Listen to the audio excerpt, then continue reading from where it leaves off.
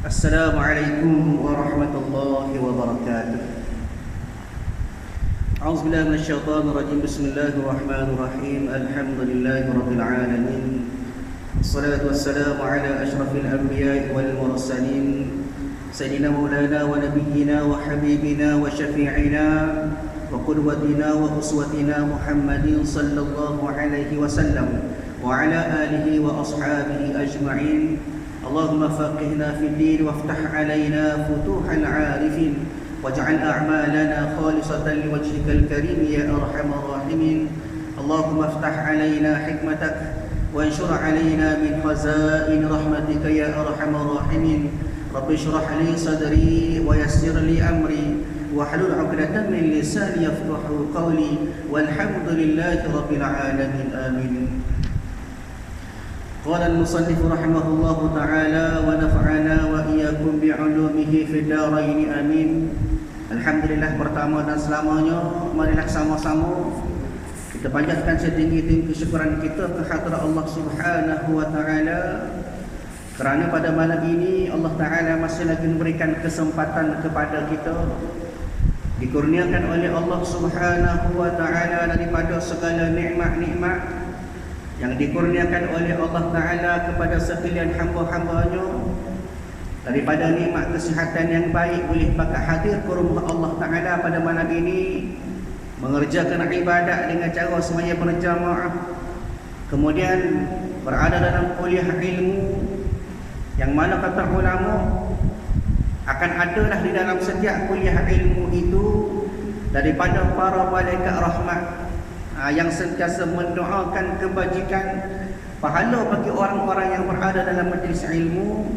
Mudah-mudahan kehadiran kita pada malam ini Allah Ta'ala catatkan sebagai salah satu daripada catatan amalan kebajikan pahala yang boleh kita bawa untuk kita menghadap Allah Subhanahu wa Ta'ala pada hari akhirat nanti, insya-Allah. Tuan-tuan, puan-puan, muslimin muslimat yang dirahmati Allah, InsyaAllah pada malam ini kita sambung kuliah kita daripada kitab Minhajul Abidin pada muka surat yang ke-9, baris yang ke-12 daripada atas ke bawah. Dan kita masih lagi membincangkan tentang apakah yang dikatakan daripada salah satu daripada angkabah-angkabah ataupun halangan-halangan, cabaran-cabaran yang perlu ditumpuhi oleh mereka yang nak berjalan menuju ke hadratillah, ataupun dengan kata lain kita nak menghadap Allah Subhanahu wa taala pada hari akhirat nanti dalam keadaan hati kita yang diterima maqbulan indallah, diterima oleh Allah Taala dalam keadaan yang baik. Dan kita berada pada aqabah yang kelima. Pada kuliah lepas kita sebut pada aqabah yang ke-6 yang dikatakan sebagai aqabah al-qawadih. Bagaimanakah diceritakan oleh Imam Al-Ghazali rahimahullahu taala kepada kita tentang apakah yang dikatakan dua perkara, juga disebut sebagai dua perangai, dua sifat yang boleh menyebabkan rusaknya amal ibadat kita selama ini kepada Allah Taala. Kita buat amal ibadah dengan ikhlas, kita buat amal ibadah dengan baik, tiba-tiba rusak atas dua sebab, kata Imam Al-Ghazali. Gapanya? Iaitulah riya dan ujub kita kepada Allah Ta'ala. Bagaimana juga disebut oleh Imam Al-Ghazali pada kuliah yang lepas, maka kedua-dua inilah yang dikatakan daripada aqabah, cabaran-cabaran yang perlu kita hadap. Perlu kita bersihkan diri kita nak menghadap Allah Ta'ala, dan tidak boleh bawa bersama kedua-dua sifat ini, memandangkan inilah yang dikatakan sebagai penyebab kepada rusak amal ibadat kita. Buat amal banyak dah, buat kebajikan pahala banyak dah, tapi akhirnya tidak ada nilai di sisi Allah Subhanahu wa Ta'ala. Kenapa? Ada dua sebab nilai. Daripada sifat riya dan ujub. Riya, kita buat sesuatu tunjuk kepada orang ramai. Bahkan antaranya disebut oleh Syekh Farid Al-Ansari rahimahullahu ta'ala, menyebutkan bahawa riya itu ada beberapa bahagian. Apa dia? Antaranya riya pada agama. Apa dia riya pada agama ni? Iaitulah dengan cara kita menzahirkan kekurusan, Kita tunjuk kepada kita ni tak ada cara. Kita ni selekeh. Kita ni serepeh. Ni sebab apa? Sebab nak suruh orang tengok kita ni buat amal, buat doa sampai tak cara. Sebab itulah antaranya ada ulama sebut sesungguhnya pada janggut itu pun ada dua syirik. Di janggut kata ulama ada dua syirik. Apa dia? Yang pertama kata ulama, dia mengkusuk kasai ke janggut dia. Dia tak cara serepeh janggut dia. Supaya apa? Supaya disangka dia ni kuat dah buat amal tak ada cara. Cat janggut serepeh tak kemah. Serepeh janggut tu bagus. Tapi ada sifat dia nak tunjuk ke orang dia ni rajin buat amal ibadat. Zuhud dia sampai tak ada cara nak cukur janggut, nak kemah janggut dia. Tu syirik yang pertama. Syirik yang kedua kata ulama, dia meminyuk ke janggut supaya nak nampak dia ni hebat. Ini sifat ujub.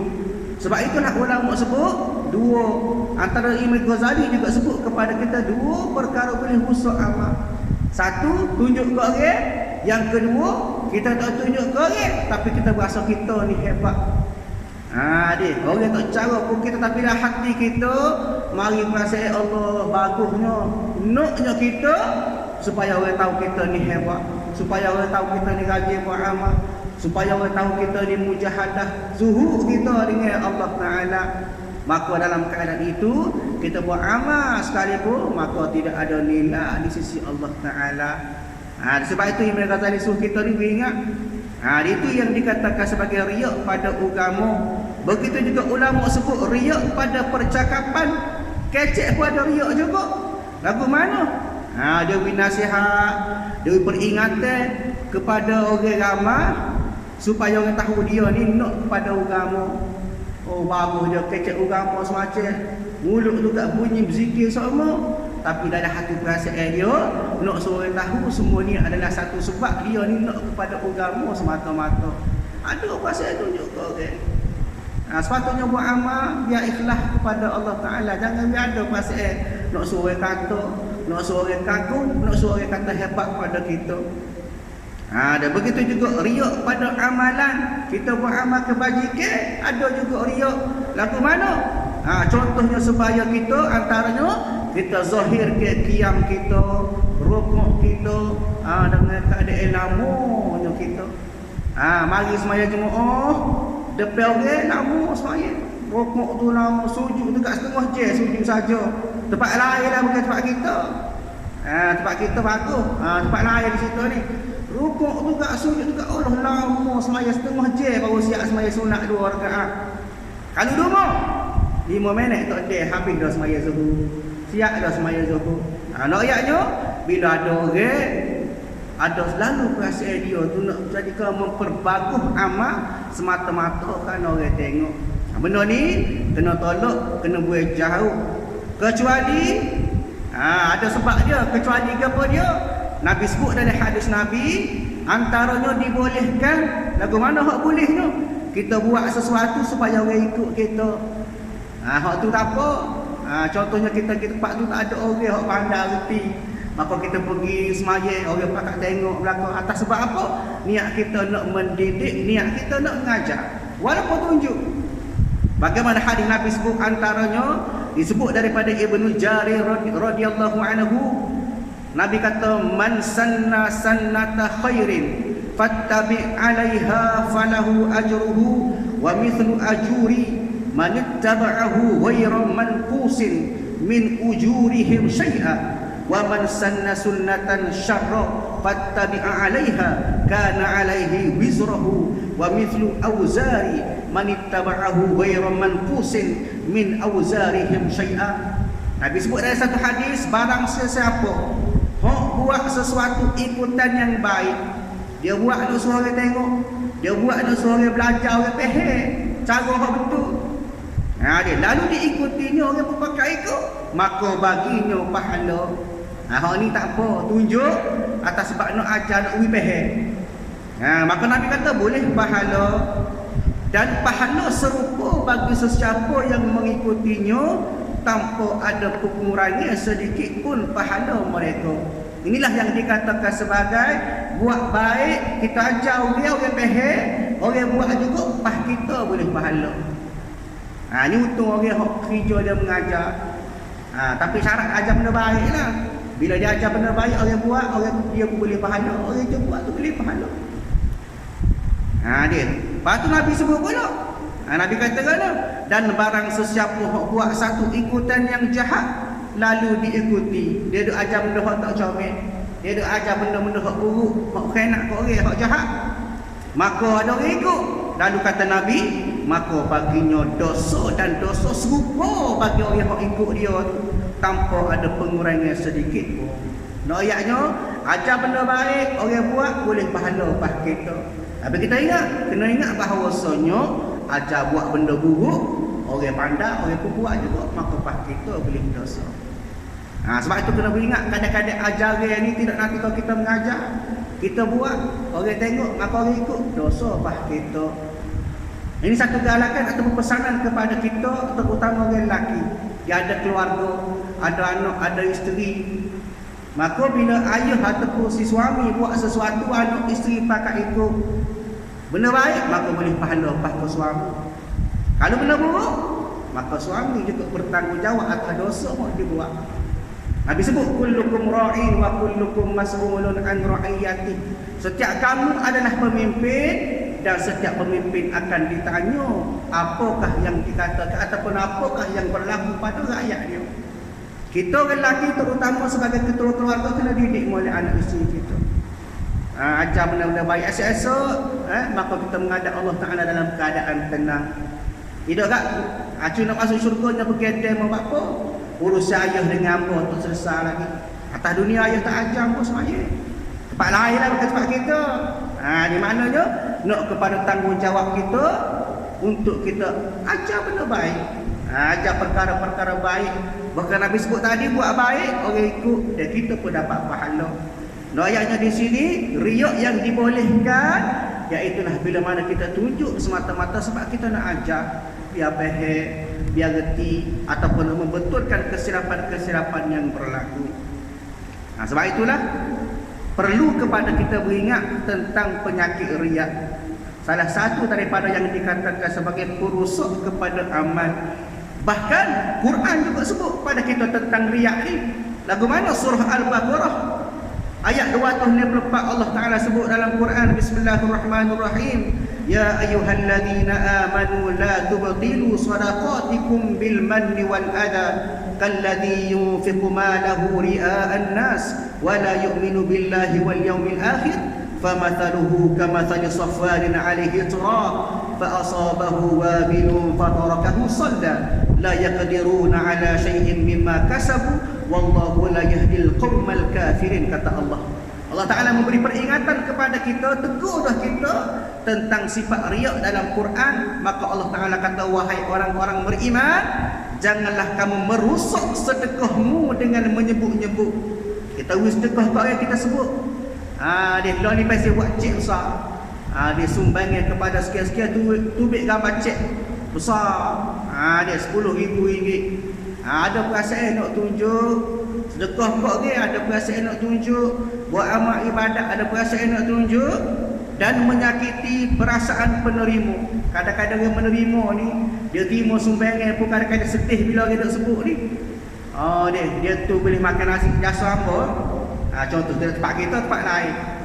Dia tu senang kerana hamba, dia tu boleh makan nasi, boleh sekolah. Ada kebaikan kerana hamba berlaku lah tu, maka kita sebut. Sedangkan benda tu kita beri dah, kita sedekah dah. Maka bagaimana juga orang menginfakkan harta kemudian pamer kepada manusia, maka ini kata Allah Ta'ala, maka sesungguhnya dia tidak beriman dengan Allah Ta'ala dan hari akhirat. Allah Ta'ala sebut dah orang lagu ni dikira sebagai orang yang tak beriman pun. Walaupun dia sedekah tu banyak, walaupun dia sumbangan tu banyak, maka dikira tak beriman. Bahkan Allah Ta'ala sebut perumpamaan dia, diumpamakan seperti mana? Seperti batu yang licin yang di atasnya ada debu. Allah umpamakan sebagai batu, atas batu tu ada debu, atas batu tu ada habuk ataupun debu. Maka tiba-tiba ditimpa hujan lebat, maka tinggallah batu itu licin lagi, jadi habuk. mengalir turun belakang berdebu-debu hok duk atas batu tak lekat sikit abuk. Atas sebab apa? Atas sebab hujan. Begitulah orang buat baik tapi dalam keadaan dia sebut-sebut, dia cerita-cerita, maka paginya tak ada pahala sikit pun boleh ke dia. Kenapa? Semuanya terhapus dengan perasaan riak dia tadi. Dia. Maka mereka tidak memperoleh sesuatu apapun dari apa yang mereka kerjakan, dan Allah tidak memberi petunjuk kepada orang-orang kafir. Ini cerita Allah Ta'ala sebut pada kita balasan kepada orang-orang yang tidak ikhlas ataupun riak dalam mengerjakan ibadat kepada Allah Ta'ala. Baik, masalah kita, maka berhadaplah dia di sini. Bila mana dah dia tepuh dia boleh hadap dah penyakit ataupun benda yang boleh merosakkan ibadat dia daripada sifat dia, iaitulah riak dan ujub tadi. Apa dia? Iaitu yang mencederakan amal. Bila mana dia boleh lawan, bila mana dia boleh atasi dah penyakit riak dan juga ujub tadi, maka berkehendaklah oleh dia kepada apa? Cara-cara dia lah yang memutuskan dia. Bila dia boleh lawan dah, dia boleh buai jauh-jauh dah sifat riak, dia boleh tolak dah daripada sifat ujub tadi, maka Imam Al-Ghazali sebut pada kita, maka dalam keadaan itu hati dia ikhlas lah. Dah tak ada perasaan ujub, tak ada perasaan riak, maka hati dia ikhlas. Dalam masa yang sama dia nak kepada buat amal ibadat kepada Allah Ta'ala. Di maknanya nak boleh ke mari perasaan ikhlas, kena buai segala penyakit hati, antaranya penyakit riak dan juga penyakit ujub tadi. Sebab itu ikhlas, bila sebut bab ikhlas ini, maka satu benda bahaya. Ikhlas ni bukan mudah. Nak boleh kalau kita tarbiyah, ajar diri kita. Sebab itulah antaranya disebut oleh ulama, bila mana kita bangun tengah malam nak beribadat kepada Allah Ta'ala, maka dalam keadaan itu kita kena paksa diri kita, paksa bangun malam, paksa buat amal. Kalau menangis, paksalah menangis. Mula-mula kita ajar, didik diri kita. Tak boleh teriak, buat teriak lah. Ngadu kepada Allah Ta'ala, lama-lama hadirlah perasaan ikhlas tersebut. Hak ni merupakan satu hidayah daripada Allah Ta'ala. Sebab itu nak gapo-gapo kena ada taufik dan hidayah. Bukan nama orang ni taufik dan hidayah ni. Dia taufik, Allah Ta'ala buka hati kita. Buka hati kita, perasaan kita nak buat amal ibadat kepada Allah Ta'ala. Dia taufik nak kepada daya usaha kita. Hidayah, Allah Ta'ala buka hati. Bila hati kita terbuka, bila mana Allah tolong kita buat amal ibadat, maka jadi selalulah. Dia kadang-kadang kita ni hidayah ada dah, Tuhan buka dah hati, tapi tidak ada taufik, Allah Ta'ala tak tolong. Lagu mana? Kita niat dah, esok aku nak bangun tahajud awal. Dia aku nak bangun awal, esok sebelum subuh boleh semayang dulu. Apa tiba-tiba tidak ada taufik, Allah Ta'ala menguzurkan diri kita. Kadang-kadang mari letih tu, tak sedar. Ada juga. Ada kita nak pergi semayang berjamaah, ada dah hidayah, tapi taufik tak ada, bantuan daripada Allah Ta'ala tak ada, tiba-tiba hujan lepas. Ya juga. Tapi sebab itulah nak kepada dua-dua. Dia ada taufik dan ada hidayah, maka dalam keadaan itu kita boleh lawan daripada perasaan riak dan ujub yang Allah Ta'ala uji kita tadi. Tapi biar nak kepada perasaan kita tu lah, kita kena jaga usaha jugalah. Jangan duduk low, jangan duduk membiarkan diri kita dalam keadaan terpaksa semua. Kena pujuk hati kita ni. Sebab apa? Sebab hati juga merupakan cenderung kepada nafsu. Kena didik, kena ajar. Barulah mari perasaan ikhlas dalam hati kita. Dia ikhlas, Allah Ta'ala sebut dah dalam Quran, antaranya surah Al-A'raf, kata Allah Ta'ala, qul amara rabbi bil qist wa aqimu wujuhakum 'inda kulli masjidin wad'uhu mukhlishina lahuddin kama bada'akum ta'udun, kata Allah. Katakanlah Tuhanku menyuruhku untuk berlaku adil dan hadapkanlah wajahmu kepada Allah pada setiap solat dan sembahlah dia dengan mengikhlaskan ibadat semata-mata kerana Allah. Buat amal ibadat dia ikhlas kepada Allah Ta'ala. Dia kadang-kadang buat amal ibadat tak ikhlas. Dia berapa ramai buat amal ibadat tapi tak ikhlas. Buat amal kerana takut orang kata tak semayang. Dia buat amal ibadat semaya kerana malu ke tok tua, malu ke jiran. Dia maknanya macam-macam sebab boleh menyebabkan tak ikhlas. Tidak tempat kita lah, tempat lain. Tempat kita bagus berlaku ikhlas berlaku, alhamdulillah. Noyaknya ikhlas ni biar kita meletakkan ikhlas pada tempat dia, mudah-mudahan Allah Taala bantu kita. Dia ajar korang baik, akhirnya dalam keadaan hati kita sudah bersih, buai segala sifat-sifat atau perangai-perangai yang boleh menyebabkan rusak hati, rusak perangai kita, maka dalam pada itu Allah Taala akan memberikan keikhlasan kepada kita. Sebagaimana Imam Ghazali sebut dah tu, bila mana kita buai perasaan ujub, buai perasaan riak tadi, maka hadirlah ikhlas dalam diri kita. Bila ikhlas, maka sedap lalu buat amal. Ni bahasa jeligo. Marinya manis dalam ibadat kita. Semaya pun sedap. Dia mengaji pun sedap pas muka. Kenapa? Mari lazat. Kita nebeng ya, kadang-kadang paksa nak boleh habis muka. Oh, habis menengu. Tempat lain lah. Kita bagus, alhamdulillah. Loyaknya payah nak boleh mari ikhlas, tapi tak mustahil kena ajar. Dia. Maka bila mana kita sudah buat sifat riak dan ujub, maka hadirlah sifat keikhlasan dalam ibadat dan menyebutkan maknanya mengingati akan segala nikmat yang diberikan oleh Allah Taala. Dalam keadaan kita ikhlas, dalam masa sama kita kena ingat juga semuanya itu atas nikmat yang Allah Taala beri. Kalau tidak ada nikmat, maka tak boleh buat ibadat kita kepada Allah Taala. Nikmat apa? Nikmat sihat. Nikmat macam-macam nikmat lah. Atas sebab itulah boleh buat ibadat dengan sempurna kepada Allah Ta'ala. Maka bila sebut nikmat, kena syukur sama. Allah Ta'ala memberi nikmat kepada kita macam-macam. Bagaimana sebut dalam surah Ibrahim ayat 34, kata Allah Ta'ala, wa ataakum min kulli ma sa'altumuh wa in ta'uddu ni'matallahi la tuhsuha innal insana la zalumun kafar, kata Allah.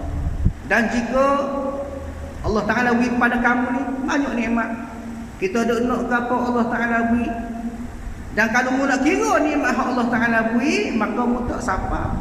Lemah kita nak kira nikmat Allah Ta'ala beri pada kita. Noyaknya banyak nikmat. Ada nikmat mata, sah dah. Berapa ramai orang tak boleh nikmat mata, dilahir dalam keadaan buta. Nikmat anggota, nikmat sihat, nikmat ada tenaga, boleh buat amal ibadat kepada Allah Ta'ala, maka semua itu dikira sebagai nikmat Allah Ta'ala beri pada kita.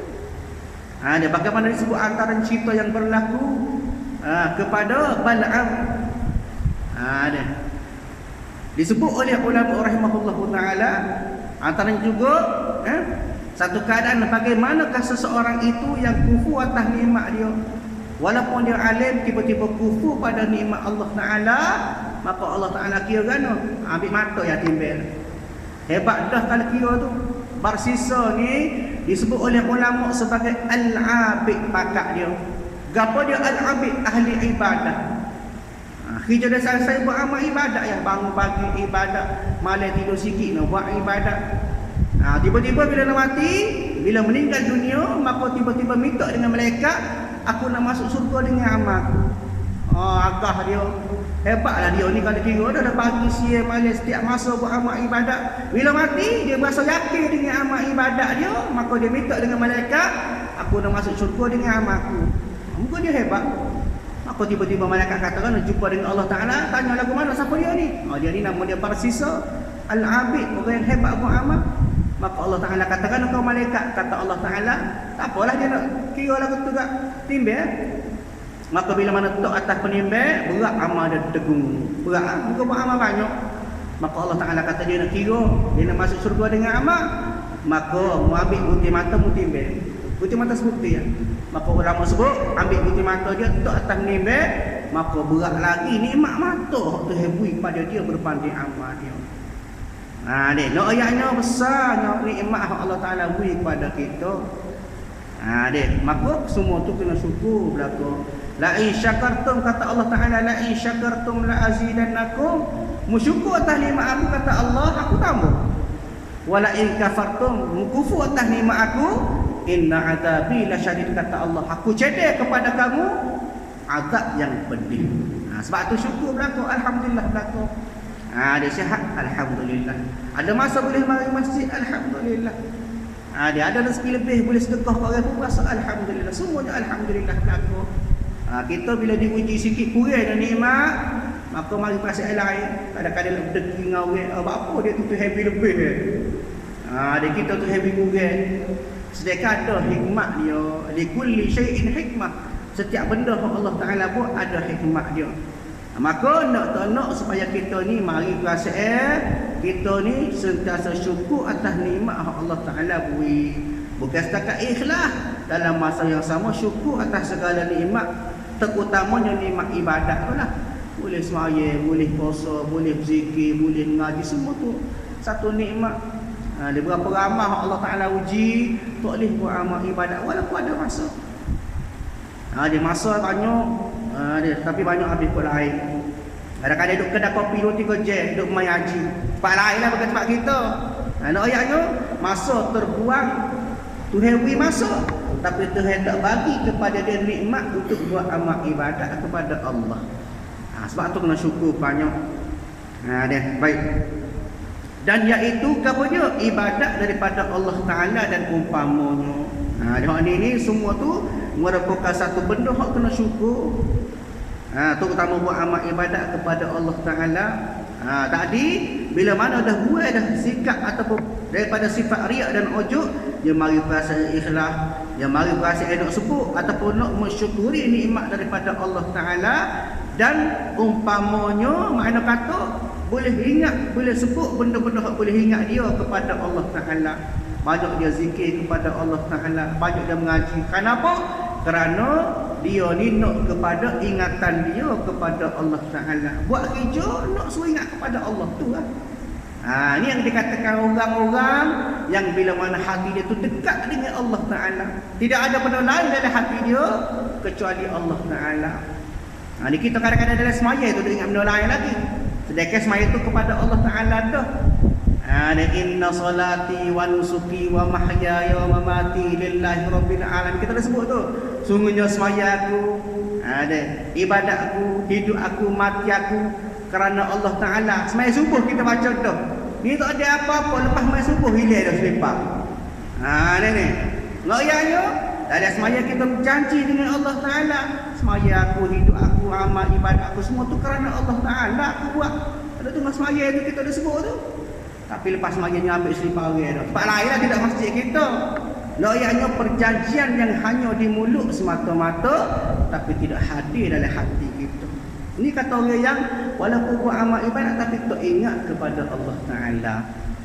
Tu sebab itulah nak kena kita ni biar kita ingat kepada Allah Ta'ala lebih-lebih lagi dari amal ibadat kita.